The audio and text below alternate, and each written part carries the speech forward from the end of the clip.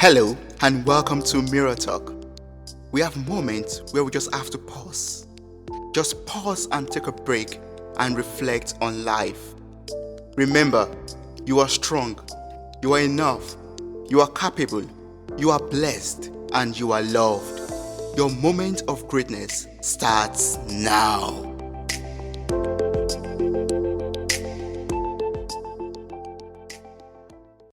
Winnie, it's so great to have you as a guest on this podcast. How are you doing?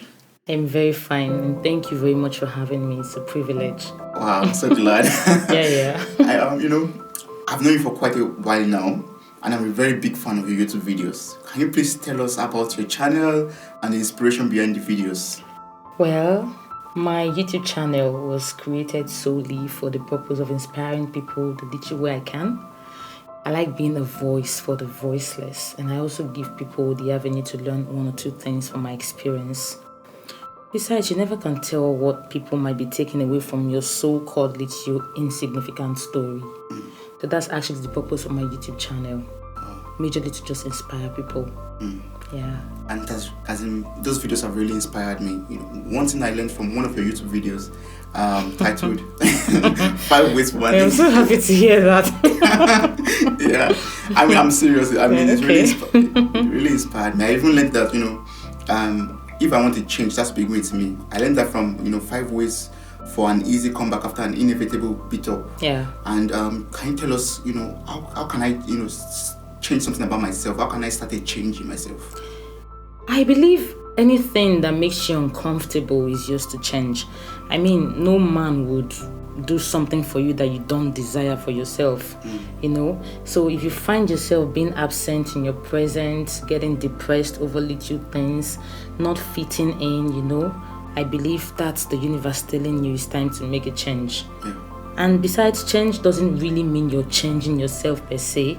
It means you're changing your actions.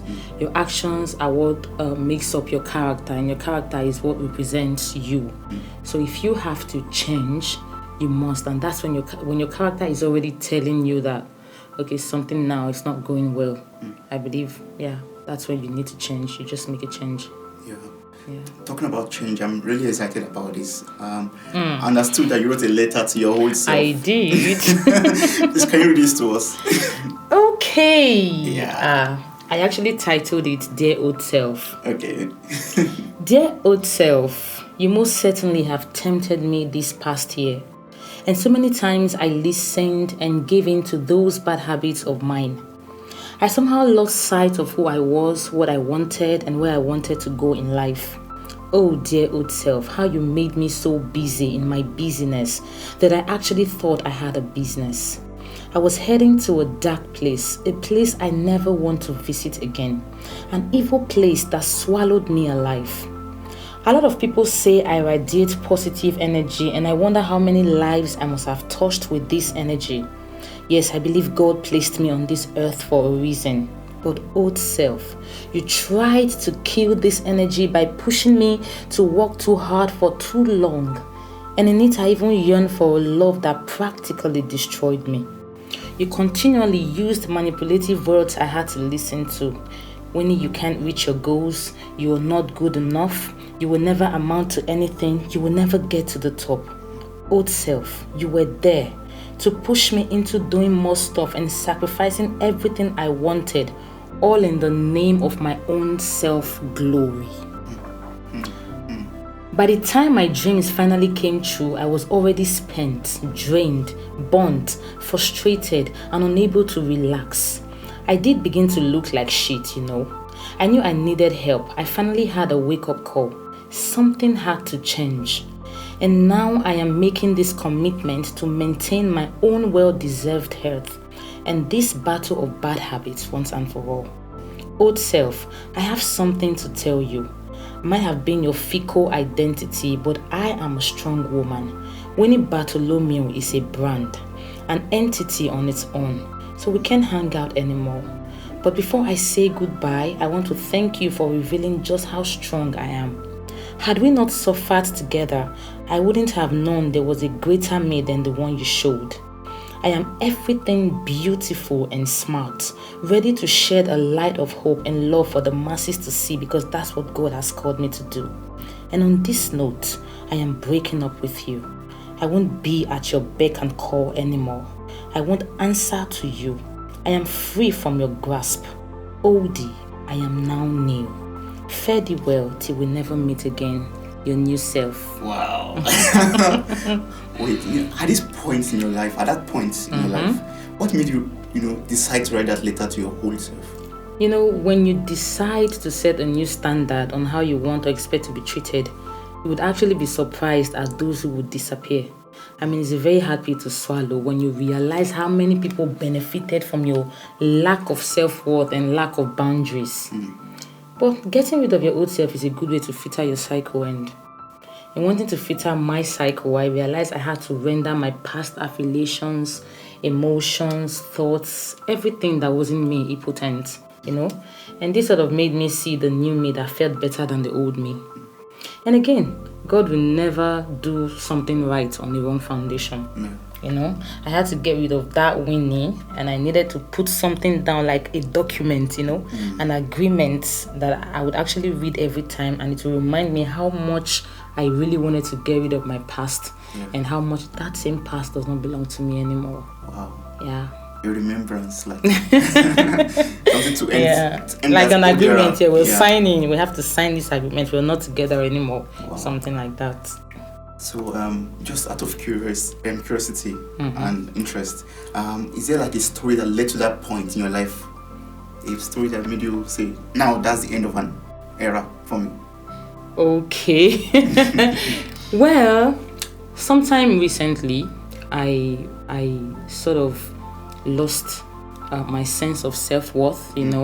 I would say at some point I lost my self-esteem as well, because I had never begged anyone to stay in my life, but I started begging people, to stay in my life. And these are things that you should not beg for: true friends, love. I started begging people to love me. Someone says, I don't want to be your friend anymore, and I'm feeling bad, and I'm actually begging them to stay, But when I finally realized that I was on a path of self-destruction, I had to save myself. I had to just do something to change the story.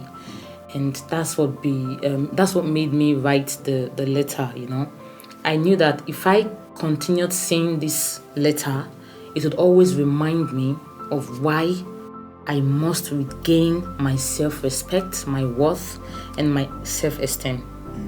It's not an easy thing, but I had to do it, Wow. You had to save yourself. Yeah, I had to just save myself. Wow. I knew I needed saving, and I had to save myself. It was not easy. It was not easy. Seriously, it's not easy.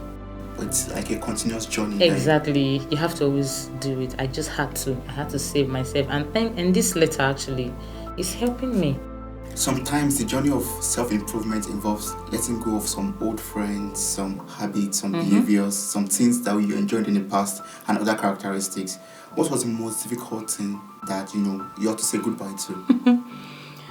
Okay, if you know me very well, material things actually don't move me. So I would never say material things are hard to say goodbye to. So the major thing that really, really was hard was the love I couldn't get from someone that I wanted to get it from. And I knew I had to say goodbye to this love because it wasn't good for me, Yeah. And I just wanted to also, even if I knew it wasn't good for me, I wanted to keep it because I was addicted to this love. I was just, and the feeling of having to stay without this human addiction was even more troubling than the addiction itself. The letter helped me. I had to say goodbye to this addiction. And thank God today I can actually talk about this without feeling Bad pain or anything. So it's okay. So I would say human addiction. It was a human addiction. It was really bad. Wow. But now you are improving. Yes, I went into rehab. I had to go into rehab, yes. Wow. Yeah. Personal rehab. Personal rehab, I'm telling you. Wow. Well, it's okay now, and I'm fine. So, in general, how has the journey of self-improvement been for you? The journey of self-improvement. It hasn't been an easy one, but it has been full of discoveries. And I must say, growth is never easy. I am growth. You are Because growth. I am seeing the end result. I would say I'm personalizing it.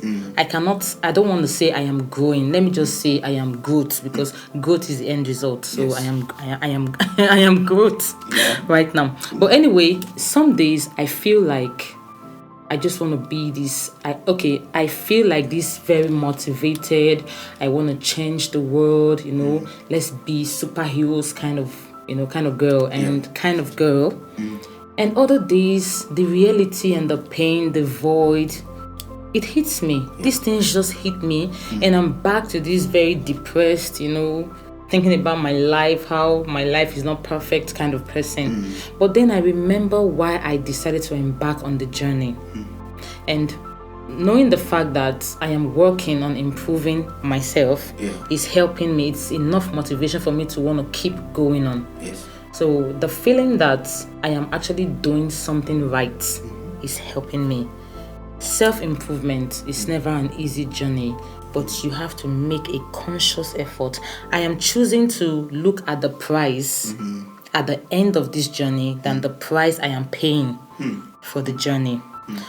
But in all difficulties, the journey has been rewarding. I'm no longer the woman I used to be, and that even motivates me harder.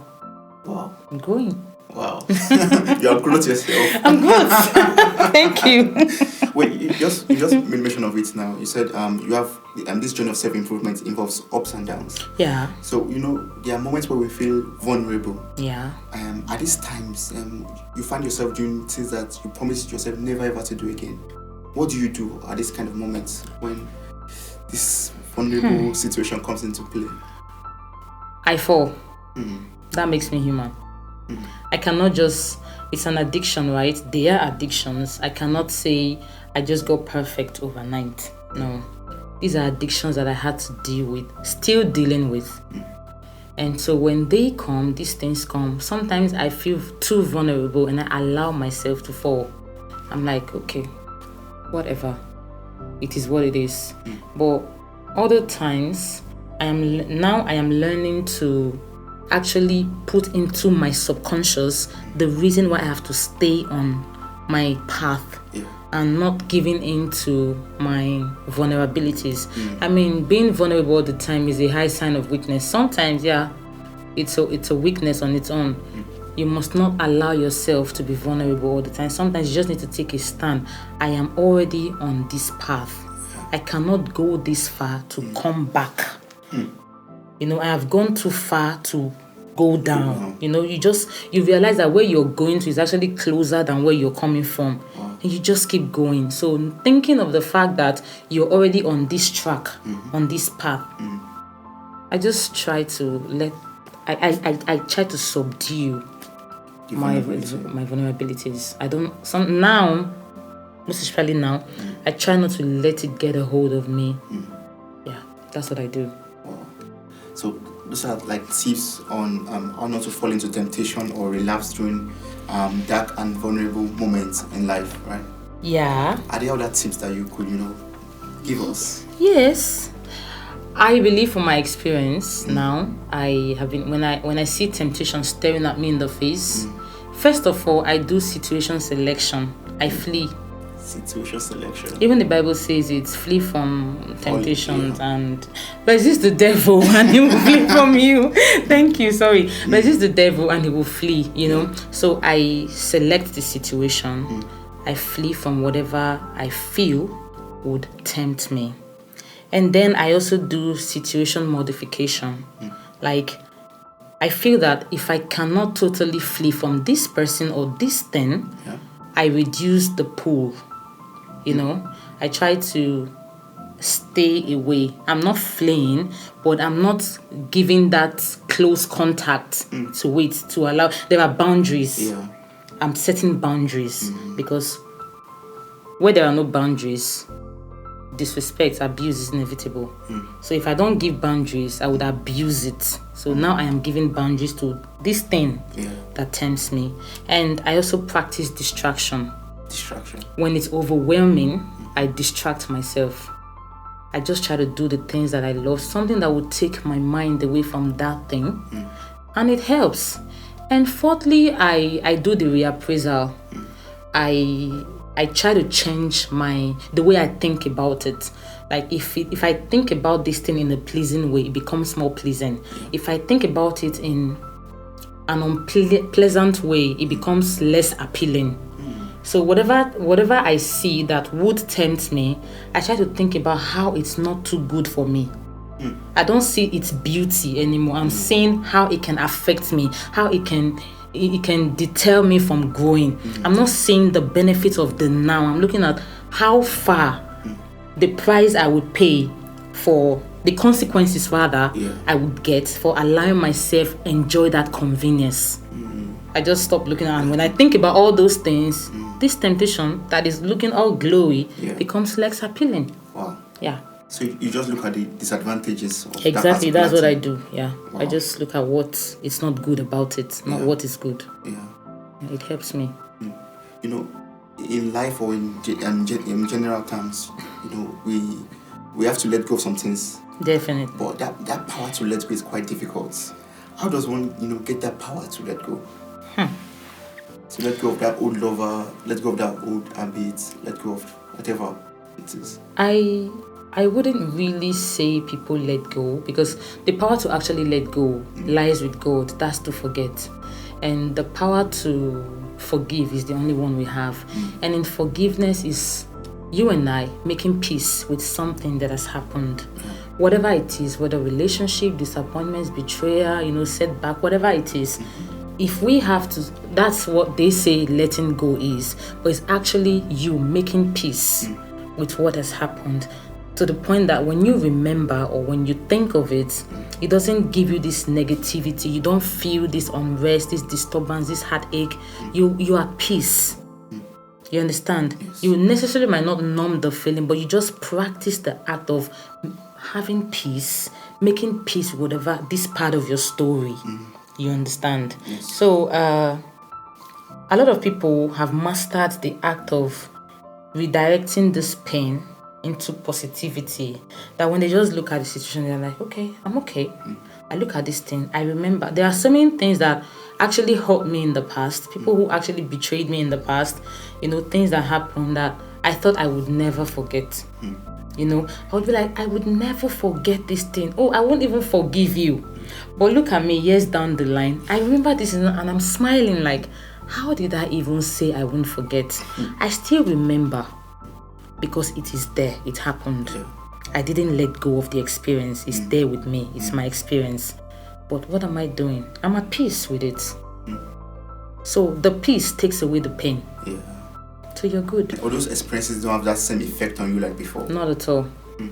I mean, I can even pray for those people. I can actually help these people. I feel like they don't even know what they were doing. Or even if they knew, I wasn't vigilant enough. So I blame myself at some point because I was not guarded enough. So it's a two-way thing. If I had fled, it wouldn't have happened. If I was respectful enough of my own self or dignity, so many things wouldn't have happened. That's true. Yeah. Wow, that's very brilliant. Wait, you said a lot already, and I've learned a lot from you. Yes, and going through your experiences and everything you've gone through so far, are there other things you would love to share with us, like things you've learned also? Well, in my journey of life, I've learned that things would always happen when it wants to happen. So the best thing is just to watch and pray. Calm down. Humans are so in a rush. You're in a rush to make money. You're in a rush to live the good life. You're in a rush to do something. You're always in a rush. At the end of the day, you realize that you were always rushing your time away. You're already getting close to the grave and you still did not do anything. Take it slow.